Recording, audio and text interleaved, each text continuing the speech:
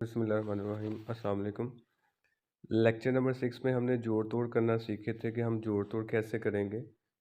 तो कुछ रूल्स पढ़े थे, उनमें से पहला रूल ये था कि कोरियन लफ्ज़ हमेशा कॉन्सोनेंट से स्टार्ट होगा। दूसरा ये था कि कॉन्सोनेंट और वावल मिलकर ही कोई लफ्ज़ बनेगा, यानी कि ना तो कोई अकेला कॉन्सोनेंट कोई लफ्ज़ बनाता है, ना ही अकेला कोई वावल कोई लफ्ज़ होता है। उनकी साउंड होती है लेकिन ये लफ्ज़ नहीं होता।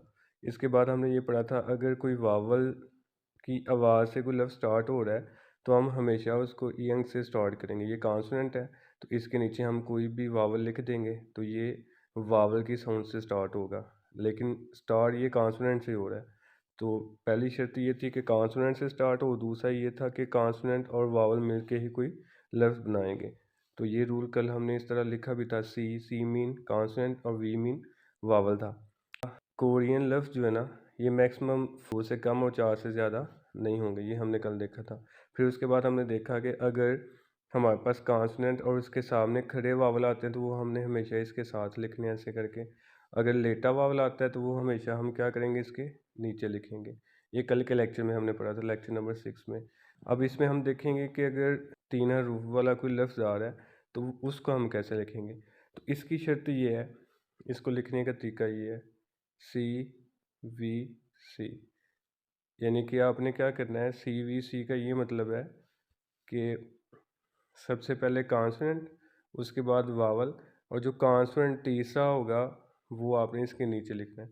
यानी कि लफ्ज़ जो है ना, अगर 3 हरूफ पे मुश्तमिल होगा वो कॉन्सोनेंट से ही स्टार्ट होगा और कॉन्सोनेंट पे ही ख़त्म होगा। तो ये उसको लिखने का तरीका है। जैसे कि ये हमारे पास एक लफ्ज़ है, उसमें लिखा हुआ है सान, ये शियत है, ये हमारे पास एक कॉन्सोनेंट है, उसके बाद ये वावल है और फिर उसके बाद नियन है, ये भी कॉन्सोनेंट है, तो ये सान बन गया। लेकिन इसको ये तरीका है कि चूंकि ये तीसरे नंबर पे आ रहा है तो इसको हम इसके सामने नहीं लिखेंगे, इसके नीचे लिखेंगे, चाहे वो लेटा वावल है चाहे वो खड़ा वावल है।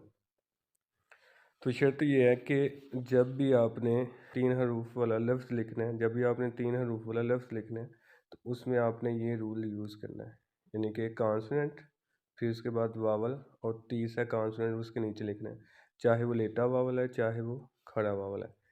तो जैसे कि ये सामने लिखे हुए हैं, जैसे ये सान था, उसके बाद ये फल है, फिर उसके बाद फल के बाद फिर फल है, एक ये वाला फल है, इसको पोंग कहते हैं, ये भी फल पढ़ा जाता है।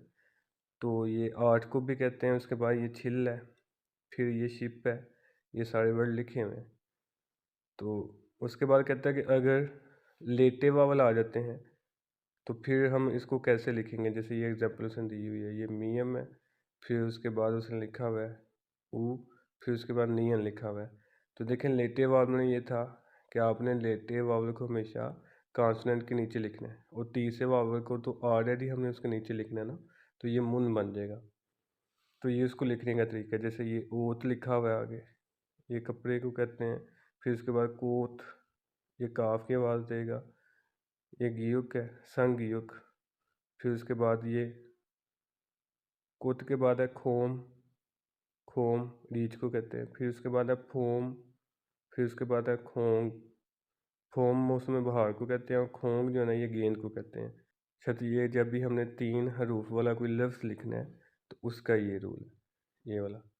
और ये रूल किसके लिए, जब आपके पास खड़ा वावल है, पहले कॉन्सोनेंट, खड़ा वावल उसके सामने वावल है, तो फिर ऐसे कॉन्सोनेंट वावल और कॉन्सोनेंट, यानी कि कॉन्सोनेंट ऊपर लिखना है, नीचे फिर वावल, उसके नीचे फिर कॉन्सोनेंट, जैसे ये लिखे हुए हैं। तो ये लेक्चर नंबर 7 है। इससे पीछे हमने 2 हरूफ वाला लफ्ज़ पढ़ा था और इसमें हमने देखा कि 3 हरूफ को कैसे लिखते हैं। तो इसकी प्रैक्टिस करें, नहायत ही आसान है। ये कुछ लिखे हुए हैं, जैसे ये सान, फिर ये लिखा हुआ है फल, फल, छिल, शिप, ओत, ये लिखा हुआ है कोत, खोम, फोम, खोंग,